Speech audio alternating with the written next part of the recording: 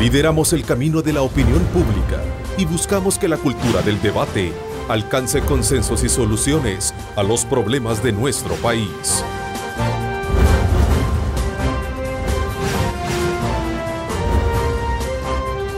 Diálogo con Ernesto López. Hola, ¿qué tal? ¿Cómo están? Qué gusto, qué placer saludarles a ustedes. Gracias por hacerse acompañar de nuestra señal. Somos Cadena Megavisión, canales 15, 19 y 21, cubriendo todo el territorio nacional. Este miércoles 8 de junio, saludos muy cordiales a quienes nos sintonizan en el extranjero. Gracias por sintonizar a través de www.megavision.com.sb nuestra señal, así como también a todos nuestros buenos amigos en los Estados Unidos a través de Centroamérica TV. Este día aprovecharemos el programa para hacer un análisis político, económico y social del país con dos conocidos panelistas de este programa. Saludo cordialmente a Dagoberto Gutiérrez. Gracias, Dagoberto. ¿Qué tal? Qué gusto saludarte. ¿Cómo estás? Un abrazo para todos y todas. Don Alfredo Mena Lagos también. Gracias por acompañarnos, don Alfredo. Buenos días. Siempre es un gusto estar con ustedes. A 2 años de gobierno, la naturaleza de los diversos temas que componen la matriz política, económica y social tiene a la base diferentes matices, los cuales, por un lado, sectores opositores que desaprueban la gestión y, por otro lado, un gobierno que defiende su gestión mostrando indicadores importantes de crecimiento. Hoy, con nuestros invitados, haremos una evaluación sobre aquellos aspectos que tienen que ver con la realidad del país para poder analizar qué tan cerca o qué tan lejos, por ejemplo, estuvo de la realidad el informe que dio el Ejecutivo con respecto a estos 2 años de gobierno. Vamos a también analizar el papel válido o no que ha jugado la oposición política en este contexto y si de alguna manera también este discurso ofrecido a la nación planteó una ruta clara de país para los próximos años. Así es que son elementos importantes, claves que van a determinar lo que significa este diálogo de la mañana, por lo cual los invito a ustedes a que me acompañen, también a Lorena Melara, quien ya está con nosotros también para que nos dé insumos que nos van a ayudar a extendernos en esta importante análisis que vamos a tener con nuestros invitados. Lorena. Gracias, Ernesto, un gusto saludarte a ti y a tus invitados. Como ya lo mencionabas, hemos tenido un balance de gestión en una coyuntura bastante activa con temas de nación como el aumento al salario mínimo, lo que impacta directamente en el pueblo. Veamos. Un aumento al salario mínimo con acuerdos a medias, sin la venia del gobierno y con algunas insatisfacciones sindicales. Siempre será bueno un incremento para los trabajadores, un 15% en 3 años es un incremento que no será suficiente, pero que siempre será bueno. Tienen el legítimo derecho de hacer críticas, ¿verdad? Adversar resultados. Pero decir que no hay resultados en el tema de la seguridad es mucho decir. La población dice otra cosa. Y pese al diálogo gobierno-sector privado, los empresarios ven el 15% al salario mínimo como tema resuelto y piden enfocarse en otras demandas. Se ha hecho mucha campaña de desprestigio al sector privado por esto del salario mínimo. Nosotros siempre hemos estado de acuerdo en que se suba el salario mínimo. Y nosotros nunca hemos dicho de que vamos a despedir gente por el salario mínimo. Lo que hemos dicho es de que un salario mínimo, si se aumenta en forma desmedida, por puras razones políticas y no económicas, va a generar más desempleo. Pasar del diálogo a la acción es el desafío, como lo están haciendo los diputados con más medidas extraordinarias y transparencia en el financiamiento. Ernesto, distintos sectores han manifestado que para sacar al país adelante se requiere que todas las instituciones trabajen al mismo ritmo. Y para el caso se valora el esfuerzo de la Fiscalía, no solo en el combate a la criminalidad, sino también a la corrupción. Con esto vuelvo al estudio para el análisis de este y otros temas de la coyuntura. Adelante. Bien, gracias Lorena por ese importante panorama que nos ayuda a poder de alguna manera ubicar estos temas sobre la mesa con nuestros invitados. Dagoberto, comienzo contigo. En este contexto de 2 años de gobierno, el sector privado, como lo decía Lorena, y un sector laboral en el Consejo aprobaron un incremento al salario mínimo gradual de un 15%. ¿Qué lectura tienen al respecto? Y comienzo contigo. el tema del salario es un tema político. No es rigurosamente un tema económico. Porque tiene que ver con el poder de los empresarios y con el poder de los productores. En toda esta fenomenología no aparece el productor. Es decir, el que produce directamente los bienes manipulando las máquinas o manipulando los medios de producción. Ese es el productor. Pero aparece el empresario, que es el dueño de la maquinaria o el dueño de la tierra. Y el salario no es el pago del trabajo de nadie. El salario es el pago a la fuerza de trabajo del productor. Ocurre que el trabajo no es pagable. En el momento en que el dueño de los medios de producción pague el trabajo, entonces no hay ganancia. La fuerza de trabajo es la energía que el productor necesita para presentarse diariamente al centro de trabajo y poder sostenerse él y su familia. De ahí viene la figura del proletario y del proletariado. Justamente de ahí viene. Entonces hay una relación entre el dueño de los medios y el productor. Esta relación tiene una raigambre que supera lo económico y está situado en el terreno del poder. En el terreno del poder y del poder político precisamente. Ahora bien, el tema del salario tiene que ver con la capacidad que tiene este productor para moverse exitosamente en el mercado. Entre más gane, más compra. Allí no hay ninguna situación de pérdida. Siempre hay ganancia. Lo que ocurre es que son diferentes las fracciones económicas que producen y las que controlan el mercado. Para el comerciante, esto que estoy diciendo es lógico y es claro. Pero es que no todas las fracciones económicas te controlan el mercado. Como no todas las fracciones económicas te controlan la banca, por ejemplo. Pero una persona con mejor salario gasta más. Y entonces hay más activación de la compra y de la venta de mercancías.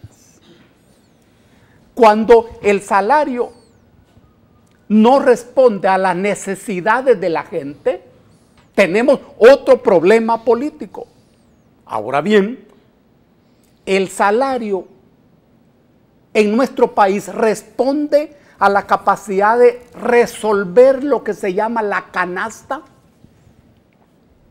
la medicina, la comida, el vestido, el ocio. No, no. Entonces hay un desfase peligroso que se convierte de nuevo en una fenomenología política. ¿Y qué ocurre cuando el ser humano no tiene capacidad para adquirir esas cosas que necesita? Estoy hablando de las cosas que necesita.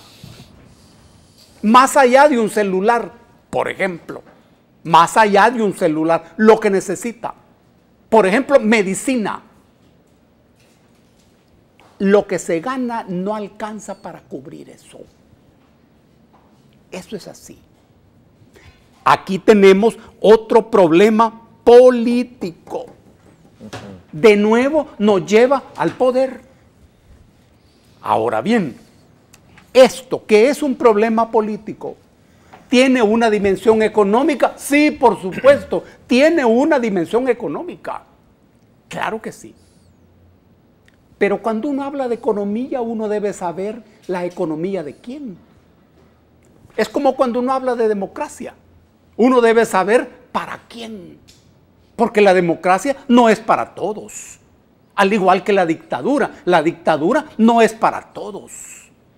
La complejidad es que toda democracia es una dictadura y toda dictadura es una democracia. Mira qué tema. Ojo, cuando hablamos de democracia no estamos hablando de votos ni de partidos políticos. Y cuando hablamos de salario, no estamos hablando simplemente de dinero, estamos hablando de una relación política. Y aquí, entonces, ¿cuál es el salario adecuado para asegurar al productor unas condiciones mínimas? No estamos hablando de condiciones dignas, no, mínimas. Monseñor Escobar le llamó a ese salario pecaminoso, pecaminoso. Por el monto, por la forma en que está estructurado. Coincido con usted, Monseñor. Un abrazo. Ahora bien, es muy fácil decir sí, pero cualquier aumento del salario es bienvenido. Claro, pero es otra cosa. Eso está bien. Que me aumenten el salario, qué bueno, qué buena noticia. Pero políticamente no se trata de eso. Y finalizo diciendo, hay una especie de naturalidad cuando el dueño de los medios de producción se resiste a un salario más alto. Y naturalidad cuando el productor directo lucha por un salario más alto. Hasta ahí termina. Pero ese es un problema de poder. ¿Qué poder tienen los productores directos en mi país para luchar por un salario justo? Mira qué cosa, ningún poder. ¿Los trabajadores tienen en este país un gobierno que los represente? No. Y tienen los trabajadores representantes de ellos en el consejo, en donde se discute eso y se llegan a acuerdos.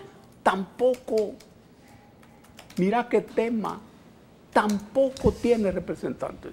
A ver, con respecto a este tema, Alfredo, ¿fue o no el mejor de los acuerdos o cuál es la lectura que usted tiene con relación a lo que ha dicho Dagoberto? Bueno, primero quiero comenzar por el principio, definir en qué consiste el aumento del salario mínimo. Si nosotros vemos que la tasa de inflación anual aquí en El Salvador es menor al 1% y se está aumentando el 15% en año y medio, hay un incremento real en el salario del 13%. Si eso es despreciable, yo concuerdo con Dagoberto en que esto es un tema político. Lo que no hay que hacer es politizar el tema. Correcto. Especialmente de gente que no entiende de esto. A mí me parece el dicho popular aquel que sabe el chancho de plumas. Cuando yo escucho a Escobar Alas hablar del salario mínimo y de la injusticia y de lo pecaminoso, yo le quiero preguntar a Escobar Alas cuándo ha pagado impuestos, cuándo ha creado una fuente de trabajo y pagado una planilla, cuándo está sujeto a la criminalidad y tener que pagar renta y tener que pagar seguridad. Entonces, yo me pregunto si tiene este caballero la calidad moral y técnica de hablar lo que está hablando. A mí sí me parece que todos en El Salvador, los empresarios, quisiéramos pagar mejores salarios. Porque, como muy bien dice Dagoberto, en que mejores salarios se pagan, más consumo hay, más actividad económica hay. El problema, mi querido amigo Dagoberto, es que no siempre hay ganancias. Y te voy a poner un ejemplo muy cerca de ti. Tú sos de Chalchuapa. Sí. Chalchuapa en un momento quizás fue la zona donde hubieron más beneficios de café en el mundo por kilómetro cuadrado. Sí, había bastante, claro. ¿Cuántos beneficios de café hay abiertos ahorita? 4, mi querido amigo, 4. Y algunos de ellos están en alitas de cucaracha. Seguro, claro. Bueno, entonces, venirme a decir de que se puede incrementar el salario mínimo ignorando las realidades de algunos sectores, es para mí una receta hacia el desastre. Y un desastre que va a afectar al más pobre, porque es el que se va a quedar sin empleo. Y no olvidémonos del café y olvidémonos de Chalchuapa. Vámonos para Estados Unidos y el salario mínimo. Cuando en Estados Unidos a algunos lugares, a McDonald's le subieron el 15%, 15 dólares la hora, ¿qué fue lo que hizo McDonald's? Despidió a un montón de dependientes que estaban tomando las órdenes y puso pantallitas como esta, a donde uno llega a apoyar, que es lo que quiere. Y entonces en el lugar de tener a 4 cajeros o 5 cajeros, tienen un cajero y 4 pantallitas. ¿Es eso beneficio social? Eso es en una sociedad avanzada. Ya olvidémonos de Chalchuapa, como te digo, y de la caficultura. Que no es tan atrasado. Bueno, no creo que nos podemos comparar a los Estados Unidos. No, Dios me guarde, no. Te lo digo con toda humildad. Sí. Pero a mí sí me parece injusto que se politice este tema. Especialmente viniendo de gente que nunca ha creado una fuente de trabajo, que nunca ha pagado una planilla, que nunca se ha tronado los dedos para pagar los créditos, que nunca ha sufrido lo que sufre un empresario que no goza de privilegios. Me parece injusto. También me parece injusto, y ayer yo escuché a la fórmula geriátrica de Arena, y no lo digo peyorativamente, porque yo también estoy en la tercera edad. Pero a mí no me gustó la manera de que el exalcalde Norman Quijano se refirió con mucha timidez, sino temor, hacia los dueños del partido. O sea, me causó, me impactó. Tampoco me gustó la manera que Hugo Barrera muy populistamente se refirió al salario mínimo. O sea, eso a mí, ¿qué me indica? Que esta gente, alegando de que tienen experiencia y de que por eso tienen que liderar el partido, miren, también con la experiencia vienen las mañas. Y la politización y la politiquería barata y la sumisión a los intereses creados también vienen de los viejos. Yo soy de los que creo que la política debe de relevarse y que entren jóvenes pero sin mañas, jóvenes sin ataduras, jóvenes sin compromisos.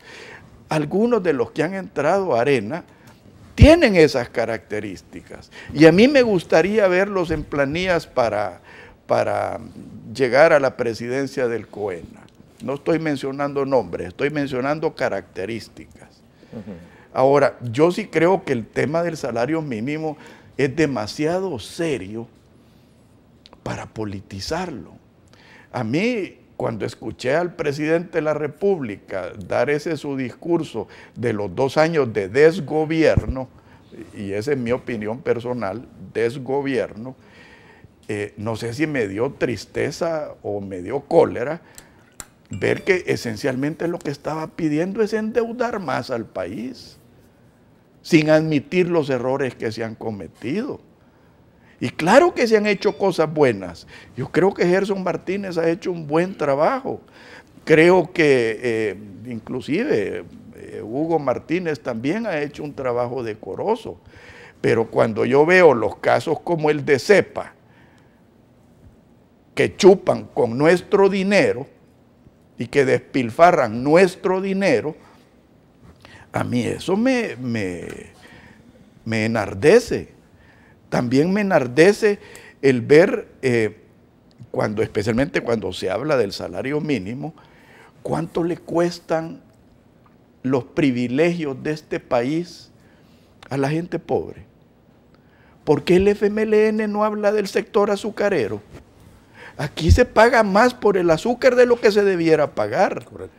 Aquí el pobre cañero está sujeto a un cartel que tiene prácticas monopólicas y no les pagan lo que les deberían de pagar. ¿Y de dónde le van a pedir al pobre cañero pagar mejores sueldos si los están ordeñando de Hacienda y ordeñándolo los carteles azucareros? Entonces, eso no le va a dar cólera a la gente. ¿Por qué va a venir Escobar Alas a hablar de pecado? Miren, perdónenme, como dice el dicho popular, ¿qué sabe el chancho de plumas? Es como que si yo me metiera a hablar de fe. ¿Qué diablos voy a saber de fe? Aunque yo sé lo que creo y sé lo que no creo. Y por eso me defino como católico protestante. Porque protesto contra algunas de las prácticas de la Iglesia Católica. Y preguntémonos por qué la Iglesia Católica aquí en El Salvador va en franco deterioro. ¿Por qué cada día está perdiendo terreno versus los evangélicos? Que conste, también quiero decir de que yo no creo en el negocio de la religión, como muchos lo practican, ¿verdad? Entonces, volviendo al tema popular, ¿qué sabe el chancho de plumas? Mantengámonos en lo que conocemos y mantengámonos en lo que nos corresponde. A ver, ¿qué tan cerca, qué tan lejos estás de ese análisis de Alfredo Mena Lagos, Dagoberto? Y sobre todo también cuando introduce el tema de pago de impuestos y hace el comparativo entre lo que se conoce hoy del caso CEPA versus el salario mínimo. Es que el tema del salario tiene una natural complejidad, porque en una primera instancia uno relaciona el salario con el dinero, pero ocurre que el salario es una relación. Mira qué tema, una relación precisamente política entre un sector que es dueño del aparato productivo, de la maquinaria o de los medios de producción, pero que no puede él poner a funcionar eso directamente, hacer él las cosas. No es así. Necesita que alguien llegue a hacerle eso. Allá hay una relación. Este es el dueño del aparato y este que llega es dueño de una sola cosa. Una sola cosa, su fuerza de trabajo. Esa es una relación que permanece a todo nivel y en todas las formas. Aquí no estamos hablando simplemente de las fábricas o de la tierra, en todos los aparatos de producción, aun cuando se produzcan ideas e ideologías como este aparato donde estamos hablando hoy. La relación es justamente la misma. Esto termina siendo una relación precisamente política. Ahora bien, si yo no le pago lo conveniente, no estoy hablando de lo justo, sino lo conveniente, estoy contribuyendo a construir una sociedad en rebelión. ¿Qué es lo que ocurre en nuestro país? ¿Y cómo hace la gente sin el dinero necesario para vivir? El mercado atenaza a la gente. ¿Vos ves cómo no hay capacidad para distinguir entre lo que se necesita y lo que se desea? Y la gente compra las cosas que no necesita, pero sí las desea. Por ejemplo, el tema de los celulares. Eso es cierto. Pero si no hay suficiente dinero, y esta es una visión capitalista en la mano, la gente no compra. El mercado languidece y se deprime. Esta es una visión económica y también política. ¿Y cómo vas a hacer vos? ¿Vos pensás que la policía y el ejército es el antídoto para la rebelión? No, no, no, para nada. Nunca ha sido así. Y nunca será justamente así. Ahora bien, eso pasa por el manejo de las fracciones en el sector productor, porque hay distintas fracciones que tienen un peso económico. Unos son dueños de la tierra. Cuando el café era la principal línea de producción y de control, esa tierra era el punto fundamental. Pero luego fueron los bancos, luego el comercio, los importadores. Todas esas son fracciones dominantes que están en una pelea, Ahora, y esto se puede politizar. Una cosa es que el tema se aborde políticamente, es necesario abordarlo políticamente. La separación entre lo económico y lo político es una ofensa intelectual, un tema político. Eso es como cuando se dice, y las organizaciones empresariales no hacen política. No, hacen más política hoy que los partidos políticos, y siempre ha sido así. Abordar este tema hoy. El gobierno, por ejemplo, ¿va a sancionar esto? ¿Le va a hacer observaciones? ¿Lo va a vetar? No se sabe. Pero si me preguntás vos a mí, yo creo que sí lo va a sancionar.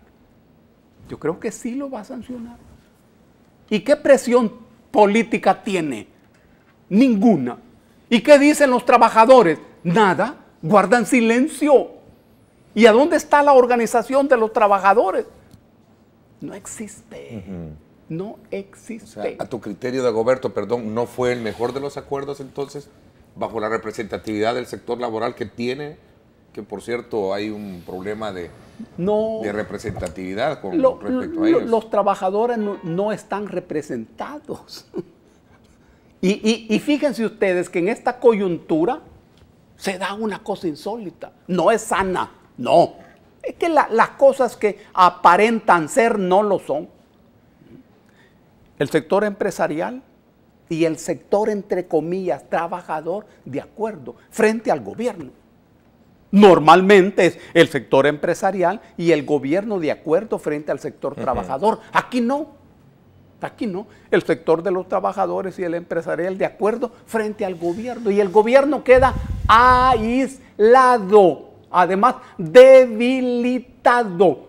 ¿Quiénes son esos representantes de los trabajadores? Es que el sector empresarial no tiene ninguna duda, está bien representado. Además, gente muy inteligente. Le escuchamos, muy inteligente. ¿Y quiénes son esos que representan a los trabajadores? Aquí no estamos hablando de una posición cerril, estrecha. No estamos hablando de eso. Observen que nos estamos moviendo en el terreno de los límites. De los límites.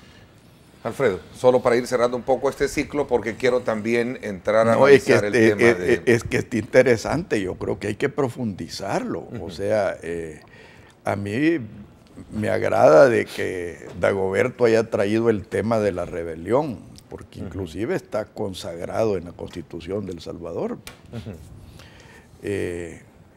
Lo que yo no estoy de acuerdo es que esa relación entre trabajador y capital sea una pelea. O sea, si eso se convierte en una pelea es destructivo. Y destructivo para ambos, para el empresario y para el trabajador. La relación de empresario con trabajador debe de ser un acuerdo en que los dos sientan que están cubriendo sus necesidades. Por eso es que es importante el aumento de salarios. Ahora, el aumento de salarios se tiene que basar en la productividad.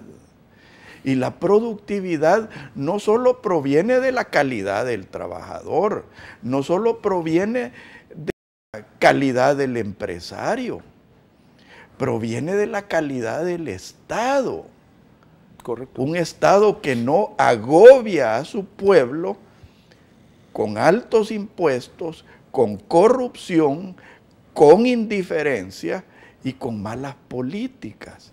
Entonces, hablemos de rebelión, mi querido amigo. Miremos hacia Venezuela. El faro que ilumina el camino de nuestro presidente de la República. ¿Qué es lo que hay en Venezuela? Miseria. ¿Qué es lo que hay en Venezuela? La tasa de inflación más alta del mundo, a donde constantemente le aumentan el salario a la gente e inmediatamente se la comen con la inflación.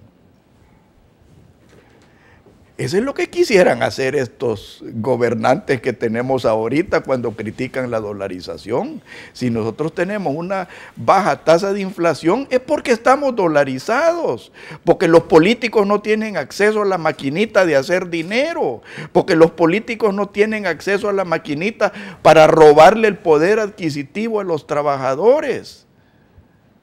Por eso es que tenemos baja tasa de inflación.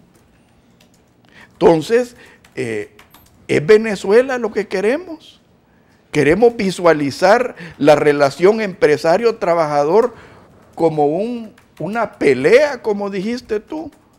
Esa es la receta para el desastre, Dagoberto. O sea, yo te digo, mira, yo como empresario, yo quisiera poderle pagar mejor a mis trabajadores. Pero yo te digo, yo tengo pesadillas a veces cuando viene la quincena. Y no tengo para pagarles. Y el precio del café para abajo, y la roya para arriba, y la inseguridad agobiándonos. O sea, pero yo no quiero hacer de esto una sesión de quejas. Lo que yo quisiera hacer de esto es una sesión de realidad. Y de realidad que la tiene que vivir el que la vive, tanto el empresario como el trabajador, no como aquel que no paga impuestos, que no paga planillas, que no paga créditos, como los señores de sotana. Entonces, yo creo que hay que poner las cosas sobre la mesa.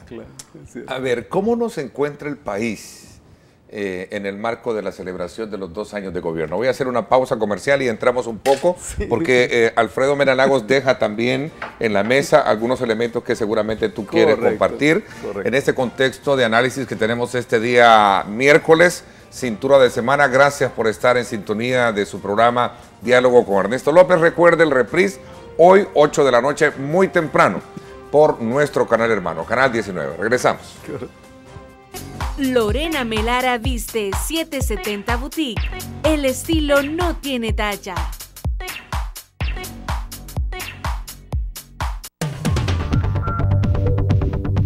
Debería de ser de un solo, no en los 3 años que ellos han propuesto. Acuérdate que le incrementan un poco al salario mínimo, pero la canasta básica sube. Entonces sale igual. Es muy poco. Para mí es muy poco. El aumento es irrisible, pues. Sinceramente, yo reprobo eso.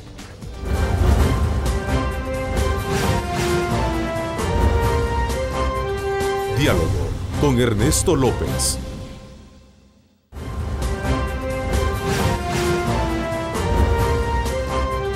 Diálogo con Ernesto López. Bueno, gracias nuevamente por estar con nosotros. Antes de continuar con el análisis de hoy, el análisis político, económico y social con nuestros invitados, quiero recordarles que todos los salvadoreños están disfrutando el exquisito sabor de pollo campestre. Pruébelo hoy en cualquiera de sus restaurantes. Pollo campestre orgullosamente hecho en El Salvador. Bueno, continuamos entonces con este análisis. En el marco del discurso, te decía Dagoberto, el presidente de la República llegó al Congreso salvadoreño, habló como primera instancia elogiando precisamente los acuerdos políticos para poder enfrentar el tema de la delincuencia, entre otros aspectos quizás no menos importantes, como su apuesta al crecimiento económico y su apoyo a programas sociales. Pero a ver, habían algunos elementos claves todavía que profundizar, como decía Alfredo Mena Lagos, con relación al tema de salario mínimo en este contexto y otros elementos que se pueden sumar al análisis de ustedes. Miren, reflexionando en torno a los 2 años del gobierno, uno tiene que preguntarse, como un punto de partida. ¿Con quién está gobernando el gobierno? ¿Y para quién gobierne el gobierno? Ningún gobierno gobierna para todos. Este es un punto de partida seguro que te evita confusiones. Todo gobierno es el reino de la parcialidad. Y ese equipo humano que administra la política del Estado lo hace en beneficio de un determinado sector, que es precisamente el sector que lo ha llevado allí, al control del aparato del Estado, que se llama gobierno. Y en este caso, ¿para quién gobierna el gobierno? Este es un problema, si vos querés, teórico, pero que tiene raíces prácticas. ¿Con quién está el gobierno? ¿Está con la gente? Es decir, la gente que le dio los votos. No parece así. ¿Gobierna para el sector dueño de la riqueza? No parece así, porque no los reconocen y no los aceptan. ¿Está para las empresas transnacionales? No parece así. Esto es la raíz de lo que se llama el rumbo del país. Entonces, ¿para dónde va el país? ¿Y el gobierno para dónde va? Esto tiene relación con la relación entre Estado y gobierno. Dentro de la filosofía del mercado y del mercantilismo, el Estado debe ceder su lugar al mercado. Y claro, el mercado es un invento de la humanidad que aparece vinculada al comercio, que fue primero. En el mundo de hoy el mercado atenaza al comercio. Incluso cuando se trata de tratados de libre mercado o de libre comercio, no es así. Entonces, si el Estado cede su lugar al mercado, aquí tenemos un gobierno que no puede expresar la política de un Estado. Y entonces el discurso gubernamental aparece en el vacío. Y se dice, bueno, ¿y de qué está hablando este presidente? ¿A qué país se está refiriendo este presidente? ¿Cuál es el aparato que está aplicando esas líneas gubernamentales? Tampoco se mira. Es esa relación. Ahora bien, ¿y este gobierno fortalece al Estado? No, porque fortalecer al Estado implica que ese aparato cumpla las funciones que están establecidas en la Constitución. Parece sencillo, aquí está. La Constitución, que es la de 1950, ojo, de 1950, cuando el presidente era el coronel Óscar Osorio, oí bien por favor, el coronel Óscar Osorio, y el doctor Reinaldo Galindo Poli y otra gente muy inteligente que definieron esto. Ahí están las funciones. ¿Este gobierno trabaja para eso? No. No parece y no aparece así. Ahora bien, esto hace que el gobierno aparezca y parezca lejos de la gente. Esto es políticamente peligroso, pero muy cerca del afiliado. En la medida en que funciona cerca del afiliado, aparece lejos de la gente. Por eso es que cuando el gobierno habla en sus proyecciones de avances en la salud, la gente dice otra cosa. La gente que va a las clínicas, que va a los hospitales, dice otra cosa. Porque parece vivir otra cosa diferente a lo que se dice en el discurso. Cuando un gobierno dice cosas que son desconocidas por la gente, está lejos de la gente.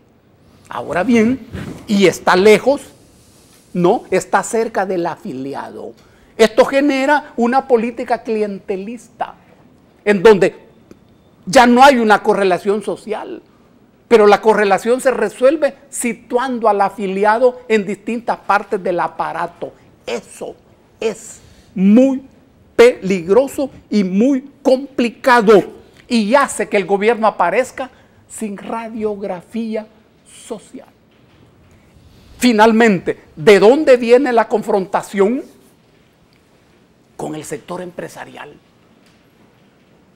y con los partidos políticos, específicamente con Arena. ¿Hay diferencias políticas? ¿Políticas? No. ¿Hay diferencias ideológicas? No. No de fondo. No que sean insalvables. Estamos frente a un gobierno de derechas y a un partido de derechas. Y ahí no hay ningún problema. Ningún problema. Cada quien interpreta el mundo a su manera. Las condiciones materiales de existencia son las que determinan la conciencia. Esto es así y esto casi nunca falla. Estamos bien. Y entonces, ¿cuál es el problema? El problema es, y con esto termino, la disputa y la pelea por el control del aparato del Estado. Porque por increíble que parezca, los sectores que tradicionalmente tenían el control del aparato del Estado lo perdieron. Ojo, lo perdieron paulatinamente. Desde el momento en que introdujeron el artículo 85 de la Constitución en 1983, increíble, uno no entiende en qué estaban pensando cuando metieron ese artículo. Pero perdieron el control del aparato del Estado. Y los otros lo ganaron en un proceso que empieza cuando la guerra civil termina. Pero ¿para qué lo usaron? ¿Para qué lo han usado? ¿Para transformar la vida de millones de personas que confiaban y tenían esperanzas en eso? No. No lo hicieron para eso. Ese es el problema político central. Ahora bien, la gente, confío yo, en que estén pensando a entender esto. Hoy hay, y esta es una ventaja para estos gobiernos, una sociedad paralizada por el miedo y la incertidumbre en varias direcciones. Miedo abajo, ahí mismo en la comunidad, ahí mismo donde vivís, y miedo arriba. Hay una parálisis, pero esto no va a permanecer siempre así. ¿Por completo o a medias comparte este análisis, Alfredo? Bueno, a mí me gustan muchas de las cosas que ha dicho Dagoberto, especialmente cuando se pregunta para quién se está gobernando. Y después voy a hacer referencia a un artículo que escribí yo en un periódico hace años, que se titulaba precisamente así, ¿para quién se está gobernando? Pero veamos el caso de CEPA, que tú querías tocarlo, Ernesto. A todos nos indigna que la gente que maneja CEPA se truene casi $300,000 chupando en discotecas y comiendo en restaurantes finos. A todos nos indigna. Pero me pregunto yo, ¿es eso la verdadera corrupción y el verdadero despilfarro? Yo creo que la verdadera corrupción y el verdadero despilfarro se encuentra en los privilegios que se le han entregado al sector aeronáutico. El éxito, entre comillas, de la línea aérea local le cuesta miles de millones de dólares a los salvadoreños en tarifas aéreas altas, en falta de ingreso de turistas, en falta de desarrollo. Esa es la verdadera corrupción y el verdadero costo social y económico para los salvadoreños. Correcto. ¿Y para quién se está gobernando? Para unos cuantos, para que se enriquezcan ilícitamente, porque para que haya un corrupto tiene que haber un corruptor, ¿verdad? De eso creo que todo el mundo lo tiene claro. Vamos al aeropuerto. ¿Por qué insisten los de CEPA en gastar $35 millones en remodelar el aeropuerto, cuando perfectamente podrían servir para medicinas para los hospitales, para pupitres y techos para las escuelas, para más seguridad, como dicen ellos? y pudieran concesionar el aeropuerto. Y esos 35 millones de dólares lo invertiría el concesionario. Pero ¿cuál es la diferencia? Que el concesionario va a traer más líneas aéreas.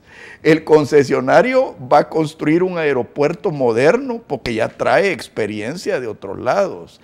El concesionario va a venir a racionalizar el tráfico aéreo en este país y va a venir a potenciar el sector turístico. Correcto. Y la logística en El Salvador. ¿Por qué no se hace? ¿Quién se opone a que se concesione el aeropuerto? ¿No serán los mismos intereses que no quieren más líneas aéreas aquí? ¿No serán los mismos intereses que están acostumbrados a comprar políticas de gobierno? O sea, preguntémonos eso. O sea, ¿cuál es el verdadero daño que se le está haciendo al pueblo salvadoreño? Vámonos a mi artículo de hace varios años, ¿para quién se está gobernando? Ese artículo lo escribí yo a raíz de que la ley de comercialización del azúcar fue dictaminada por unanimidad en la Asamblea Legislativa. Una ley tan dañina para el país, para los cañeros, para los consumidores de azúcar, que violentaba la Constitución de la República al otorgarle poderes monopólicos a un sector privado. Ese artículo gustó tanto que fue publicado en Venezuela, en Costa Rica, en Nicaragua, en Guatemala, y que conste, me valió haber perdido un par de amistades, porque tenía un par de amistades, no aquí, sino que en otros países. Pero bueno, el que le pica que se rasque, porque yo estaba hablando del sector cañero de aquí, no del de Guatemala. Sí. Pero la pregunta tuya es válida y me gustó muchísimo, Dagoberto. ¿Para quién se está gobernando? Claro. Yo creo que la ciudadanía ya está cansada de que lo engañen, lo esquilmen, lo amenacen y no lo dejen trabajar a gusto. ¿O será que nos quieren llevar hacia una situación como la de Venezuela? Porque, de nuevo, es el faro que ilumina el camino de nuestro gobernante, ¿verdad? O sea, entonces yo me pregunto, ¿se va a quedar la ciudadanía con brazos cruzados? ¿Vamos a hacer los ciudadanos el derecho a la insurrección consagrado en la Constitución de la República? Te pregunto, Dagoberto. Correcto. En lo último que dijo Alfredo, hay dos cosas que es necesario reflexionar. ¿Cuál es el faro del gobierno? Faro es una luz situada en lo alto, en un momento muy peligroso y muy escabroso, que indica por dónde pasar, por dónde ir. Ese es el faro, que indica que hay que evitar las rocas que van a destruir el barco. Ahora bien, ¿cuál es el faro de este gobierno? Y de nuevo esto aparece relacionado con el rumbo. ¿Para dónde va el gobierno? ¿Y para dónde se conduce el país? Lo que uno mira es que no hay ningún faro. Faro ideológico. Vos sabés que la ideología es la sangre de la sangre y la carne de la carne.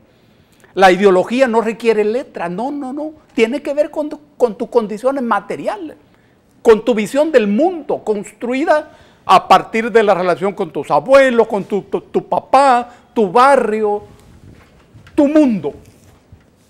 ¿Cuál es el nutriente ideológico de este gobierno? Eso no aparece claro. ¿Y cuál es el nutriente político de este gobierno? Tampoco aparece claro. Ojo, ustedes que están gobernando, por favor pónganle atención a esto que estamos hablando. Porque yo no soy enemigo del gobierno. No soy del gobierno, tampoco. Soy parte de lo que, si vos querés, se puede llamar gobernabilidad. Así se llama hoy. No sé si antes. Y no sé si se va a seguir llamando así. Pero yo no soy parte del gobierno, pero lo estoy viendo. Ahora bien, ¿el faro de este gobierno es Venezuela? No lo creo. Ojo, en Venezuela viene una guerra. Porque el país tiene una gran importancia geopolítica,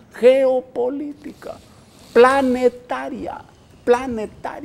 Cuando un país tiene gigantescas reservas de petróleo, agua, gas, uranio, como lo tiene Venezuela, se convierte en una disputa peligrosa a nivel geopolítico. Y las reglas del juego, para cambiar el juego, dejan de ser las que están aquí, mira, y se convierten en otras reglas del juego, porque ahí hay otro juego, ahí está planteada una guerra de peligrosas proporciones. Ahora, un país como El Salvador, ¿puede entrar a jugar ese juego? No, si no tenemos agua, no tenemos petróleo, no tenemos capacidad de producción, no tenemos clase obrera, no tenemos clase campesina. ¿Y de qué se sostiene? ¿Y por qué no se desploma este país con una economía artificial nutrida casi estratégicamente por el envío de los emigrantes en otras partes del mundo? Es de supervivencia. ¿Y cómo se sostiene la economía de este país? ¿De qué vive la gente? ¿De qué gasta la gente? ¿O no gasta la gente? Por eso, ese no es el faro. No. De esto que te estoy diciendo, estoy absolutamente seguro. Otra cosa fuera. Bueno, ojalá que fuera. Porque entonces tuvieran faro. El problema es que no tienen faro. Pero, y cuando habla la cúpula empresarial del país, ellos sí tienen faro. Y uno nota la diferencia, la claridad ideológica, la claridad política. Es que es así, uno puede estar de acuerdo o en desacuerdo, pero uno reconoce las posiciones. Es que solo a partir de posiciones claras, diáfanas, puede llegar a acuerdos. Solamente conociendo los desacuerdos, yo puedo llegar a acuerdos. Y sabiendo quién sos vos, entonces yo me pongo de acuerdo. Alfredo. Yo quisiera corregirle algo a Dagoberto. Yo creo que la guerra que se viene en Venezuela es una guerra interna, provocada por la destrucción del país, por el empobrecimiento inmisericordia de la sociedad, por la corrupción, por el narcoestado. O sea, muy poco, y yo tampoco quiero ignorar las implicaciones geopolíticas de Venezuela, porque tampoco se puede ignorar, pero la guerra de Venezuela es interna. Pero no me contestaste mi pregunta, sí, Dagoberto. Te me fuiste por las ramas. Por las ramas. Ajá. Yo te pregunté, ¿qué va a hacer la ciudadanía salvadoreña ante la corrupción, ante el despilfarro, ante el acoso de parte del gobierno, tanto fiscal como legal como político? Y más importante aún, y a mí me gustaría verdaderamente conocer tu opinión, ¿tú crees que la partidocracia es capaz de resolver este problema? Está bien. Esas preguntas de Alfredo son claves para entender qué es lo que está ocurriendo. La figura del papel de los partidos políticos. Observemos que en la constitución del país los partidos políticos tienen el monopolio del poder. Y los partidos políticos son dueños de todo. Dueños de la asamblea, dueños de la corte, dueños de la procuraduría, de la fiscalía, dueños de todo. Y eso es constitucional. Ahora bien, pero es que en este momento los partidos políticos están en crisis. ¿Y por qué? Es que no hacen política. La función del partido político, mira el nombre, es hacer política. La política del Estado. Son parte del Estado.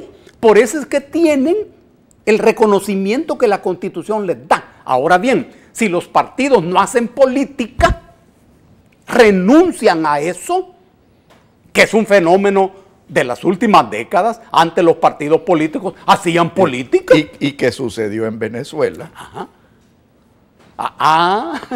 Luego abordo eso, pero es correcta la reflexión. Cuando los partidos políticos decaen y entran en crisis, ¿y qué queda? Es el proceso de descomposición que queda hoy. Entonces, los partidos políticos se convierten en empresas. Y cuando se convierten en empresas, los dirigentes de los partidos políticos son empresarios. Pero hay empresarios en la sociedad y hay empresarios en el aparato del Estado. Entonces hay una competencia desleal. Porque yo hago negocios usando el control del aparato del Estado a donde he llegado con votos de la gente. Pero no para que usufructúe ese aparato, sino para que cumpla con la Constitución. Este es el punto.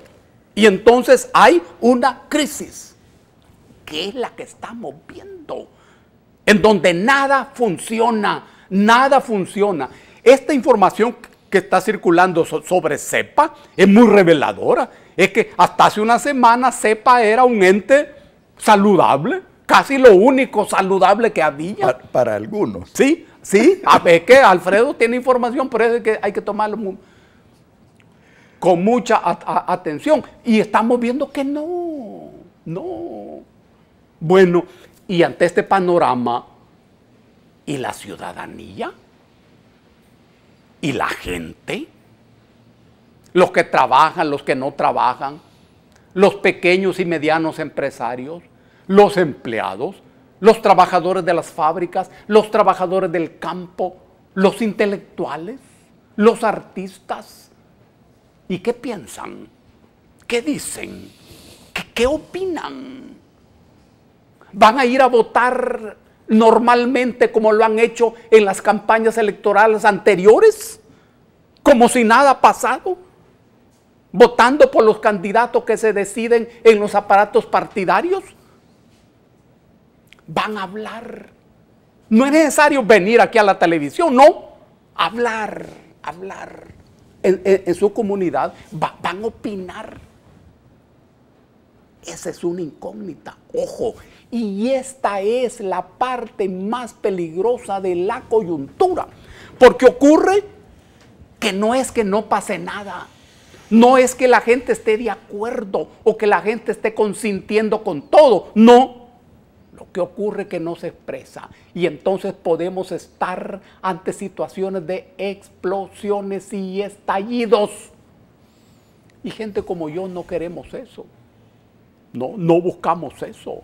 Porque el estallido es tremendamente destructivo y ahí termina rápidamente. Pero eso es lo que se está cultivando. Porque cuando la gente se expresa, se manifiesta, protesta, dice lo que quiere, bueno, hay un proceso. Y uno puede saber qué es lo que está pensando el otro y sobre todo, cuáles son los intereses de cada quien sobre la mesa. Pero en este momento no existe eso. El gobierno da un discurso que no tiene que ver aparentemente con lo que está haciendo. La cúpula empresarial habla más claro. Habla más claro, cada vez más desenfundadamente. No lo necesitan porque el gobierno no está enfrente, pero lo hacen. Yo he escuchado a Javier. Muy bien, Javier. Brillante, Javier, y no es por la calvicie, como él dice, ¿verdad? Es brillante. Saludos cordiales. Como él dice, ¿verdad? Porque no lo estoy diciendo yo. Es la calvicie, dice él. No, pero para mí que si algún faro debiera tener la ciudadanía aquí en El Salvador, es la ciudadanía de Guatemala. En Guatemala se rebelaron en contra de la corrupción. En Guatemala se logró empezar con el combate a la corrupción, que ahora en estos últimos días estamos viendo nuevas manifestaciones. ¿Cuándo va a despertar la ciudadanía salvadoreña? ¿Cuándo se va a organizar la ciudadanía salvadoreña? ¿Cuándo vamos a seguir los ciudadanos presas y víctimas de los partidos políticos y de las cúpulas partidarias? ¿Cuándo va a seguir el pueblo salvadoreño siendo víctima de intereses especiales espurios, que lo único que hacen es ordeñar a este país en complicidad con gobiernos de izquierdas y gobiernos de derechas? Porque al fin y al cabo creo que en el fondo son socios, por no decir sucios. Entonces, son socios, claro. Socios sucios. Sí.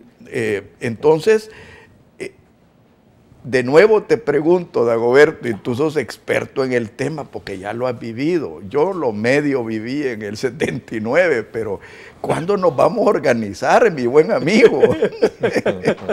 Bueno, voy a dejar planteado ese punto para cuando regresemos. Voy a la pausa comercial. Gracias por estar con nosotros. Un análisis pertinente sobre el estado de la salud política y económica y social de nuestro país.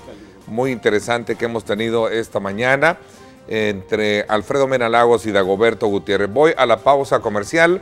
A ver, me parece que es interesante recoger también, como un estímulo al análisis propio que cada uno tiene, conocer desde la perspectiva de ustedes qué papel ha jugado la oposición política en el marco de estos 2 años. Usted hizo referencia un poco al partido Arena y también, obviamente, implícitamente ha quedado el tema del partido en el gobierno. Voy a la pausa, gracias por estar con nosotros. Recuerde, @diálogo21, @Neto López Radio. Son 2 cuentas en Twitter para que usted participe y pueda enviar sus comentarios. También aprovecho la oportunidad para invitarles a que me acompañen hoy a las 6 de la tarde en directo con Ernesto López Radio por 107.7 Fuego, una estación que pertenece también al grupo radial Megavisión. No se pierda el análisis político de la semana en radio, hoy a las 6 de la tarde. Necesita mejorar muchas cosas el profesor Sánchez Serén, y sería bueno que invirtieran mucho en la educación, en la salud y en la seguridad pública para que el país vaya para un mejor rumbo. Yo creo que está bien el esfuerzo que ha hecho el gobierno. Falta mucho que hacer, pero sí ha estado bastante bien. El detalle es que la misma situación de inseguridad es lo que desgasta a cualquier gobierno en cualquier país, ¿verdad? Entonces, en este caso, las autoridades han hecho lo que han podido.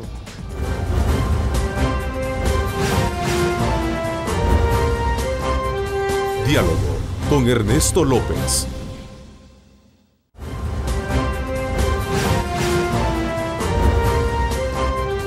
Diálogo con Ernesto López. Bueno, siempre agradecemos de usted también el envío de sus mensajes @diálogo21 y @Neto López Radio. 2 cuentas que están disponibles para que usted pueda formular y escribirnos. A ver, el papel de la oposición política. El partido Arena obviamente está también muy a la expectativa de lo que está pasando, ha sido congruente con algunas medidas y propuestas que ha hecho el gobierno, especialmente cuando se ha tratado el tema de combatir la delincuencia. Alfredo Mena Lagos. El rol de la oposición, por lo menos de parte de Arena, porque no voy a hablar de los demás, es lamentable. O sea, es lamentable porque están ante el hecho de que el FMLN es un alumno aventajado. O sea, ha hecho las cosas que hacía Arena mejor y más descaradamente. A mí me preocupa el proceso de elecciones internas en Arena porque he escuchado rumores, y a mí me llega a visitar mucha gente del partido, de que quieren manosear el proceso de elección interna. Me preocupa a mí las reacciones del establishment interno de Arena ante el magnífico trabajo que hizo Juan Valiente al destaparles la olla de los asesores. Entonces, en ese sentido, ¿qué me indica lo que está sucediendo en Arena? Número 1, no quieren tener la capacidad de reparar el daño que se ha hecho. Quieren seguir manipulando, quieren recuperar el poder a toda costa, y eso para mí no es un indicativo de un futuro sano para Arena. De nuevo, yo quisiera ver a la cipotada que ha entrado como Juan Valiente, que obviamente lo ha hecho honestamente y contando lógicamente con la experiencia de el grupo geriátrico de Arena. En ese sentido, yo exhorto a los dueños del partido a que permitan la democracia interna dentro de Arena, el financiamiento abierto y democrático de Arena, y que por fin Arena se haga al lado de la gente, que no se mantenga al lado de los intereses especiales. Sobre ese punto identifico, Alfredo, dos fuerzas en disputa por liderar el partido. Un grupo liderado por esta área, me imagino que se refiere a eso, la parte geriátrica, es decir, liderado por veteranos del partido, Norman Quijano, don Hugo Barrera, y por otro lado también veo al señor Interiano, que representa también otra, llamémosle, otra constelación dentro del partido. ¿Qué piensa al respecto? Yo creo que debe de haber una tercera y cuarta planilla. Yo me niego a creer de que Arena es incapaz de generar liderazgos adicionales. Y yo no quiero hablar de personas, porque no quiero hablar de personas. Quiero hablar de actitudes, de metas, de, ¿cómo podría decir?, de programas que saquen a El Salvador adelante, porque no podemos seguir votando por el menos malo. La partidocracia no puede seguir ordeñando a este país. Y ante la reacción que tuvieron, por lo menos los diputados de Arena, en contra de Juan Valiente, porque destapó la olla de los asesores, me parece a mí que es un signo de que todavía la enfermedad interna en Arena persiste. Tengo 2 minutos para tu análisis sobre ese tema. Bueno, la figura de la oposición tiene mucha inteligencia, porque supone un partido oficial, el que controla el gobierno, y otros partidos que son parte del gobierno, que tiene los mismos intereses estratégicos que el partido oficial, pero que cumplen una función de oposición. De tal manera que la gente mire que hay una lucha, que hay una confrontación. Y la gente piensa, lógicamente, que eso es lo saludable. Que no haya alguien que decida omnímodamente las cosas públicas. Este es el diseño. Ahora bien, ¿qué ocurre en un país como el nuestro y en otros? Es que esa oposición deja de ser oposición política. Deja de ser oposición política. La política es cultivada en la sociedad, es cultivada por la gente, es diferente a la ideología. Si vos no sabés leer, no hay problema, pero tenés ideología. Pero en la política, no. Quiere talento, quiere formación y quiere un dominio muy preciso de los intereses. El interés es el que mueve. Un interés es una necesidad organizada. Debe haber interés para actuar en una sociedad. Y aquí está el punto. Y es que cuando los partidos políticos tienen similares intereses, independientemente del nombre y de los colores y todo eso que no es fundamental, pero tienen similares intereses, entonces actúan sinfónicamente. Eso es lo que ocurre en el país. ¿Y cuál es el interés de los partidos? Es aferrarse al botín que han capturado a partir de los votos de la gente. Y todos participan, ciertamente en diferente forma, en diferentes porciones y ventajas, en el usufructo de ese botín que lo sitúa arriba, que lo sitúa a oscuras y que lo sitúa independiente de la gente. Las decisiones que toman a partir de su situación privilegiada no tienen nada que ver con lo que la gente piense, pero sí con lo que tienen que ver determinados sectores de poder en la sociedad. Eso es así, pero todo esto es secreto. Aferrarse al botín del Estado, esto es lo que los vincula. Y entonces hay una pérdida de sensibilidad, en el sentido de que, ¿y qué dice la gente? ¿Qué opina la gente?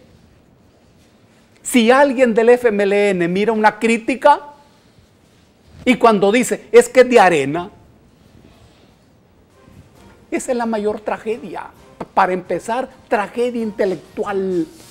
Y si alguien de arena mira una crítica y dice, es que es del FMLN, es el desastre. Ahora bien, esa es la situación en que se está. Y la pregunta es de nuevo para la ciudadanía. ¿Y la ciudadanía va a seguir actuando en la misma forma? Porque la clave aquí, por favor, la clave es tu capacidad para hacer política. Tu política. Dagoberto, ¿sí? hay una tesis que dice que la guerra es la política a través de otros medios. Aquí estamos viviendo la política como la guerra a través de otros medios. Entonces yo quisiera exhortar a la ciudadanía a que evitemos la guerra. Pero también existe otra teoría. Si quieres paz, prepárate para la guerra. O sea, no nos empujen, y aquí le exhorto a la partidocracia que no nos empuje hacia donde no queremos ir. La ciudadanía ya está cansada. No lleguemos a los límites que ha llegado Venezuela. Tal vez no podremos tener la importancia geopolítica, ni mucho menos la riqueza que tiene Venezuela. Pero la capacidad para tener la miseria que tiene Venezuela, sí la tenemos. Ok, y también hay otro discurso, le recuerdo, Alfredo, que dice, y si no quieres guerra, busca la paz. Vamos a la pausa comercial. La paz hay que construirla, mi querido amigo, no hay que buscarla, hay que construirla. Me parece interesante también. Voy a la pausa y el análisis concluyente, porque obviamente los aportes analíticos de ustedes nos dejan una mejor claridad de cómo está el país. Ahora corre por cada uno de nosotros construir nuestra propia lectura de los temas que hemos abordado. Vamos a la pausa y regresamos.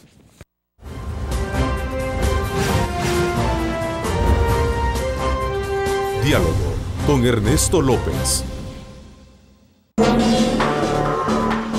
La siguiente sección es por cortesía de la Universidad Francisco Gavidia.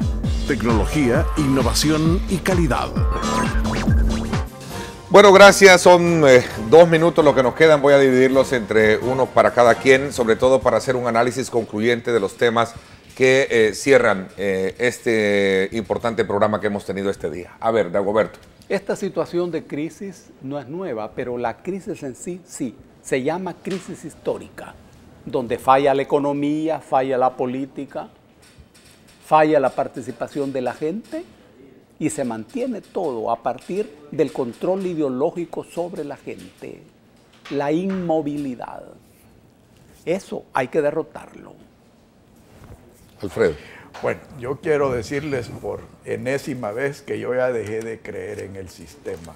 Y cuando digo que he dejado de creer en el sistema, no es que he dejado de creer en la democracia.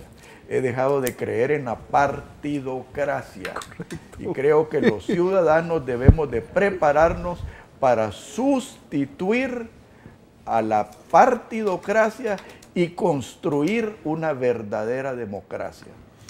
Bueno, decía hace unos minutos antes de irme al corte que después de estos análisis ahora corre por cada uno de nosotros, nuestros televidentes, este servidor, construir nuestra propia lectura de los temas que ustedes dignamente nos han abordado. Y por eso, obviamente, no me equivoco en invitarlos con el tiempo prudencial para tenerlos acá en casa. Don Alfredo Mena Lagos, gracias por haberme acompañado. Siempre es un gusto. Gracias, Dagoberto, también, te agradezco muchísimo el que nos hayas acompañado. Gracias a usted, amigo televidente, por su sintonía. Agradecemos ese voto de preferencia que nos hace, obviamente, seguir más comprometido con ustedes para llevarles siempre temas de mucha importancia para el país. Gracias, pásenla bien y como siempre recuerden también lo más importante, amar a Dios sobre todas las cosas. 770 Boutique, el estilo no tiene talla.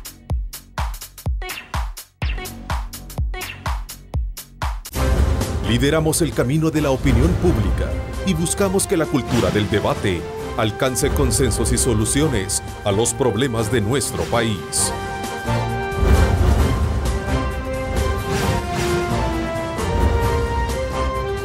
Diálogo con Ernesto López.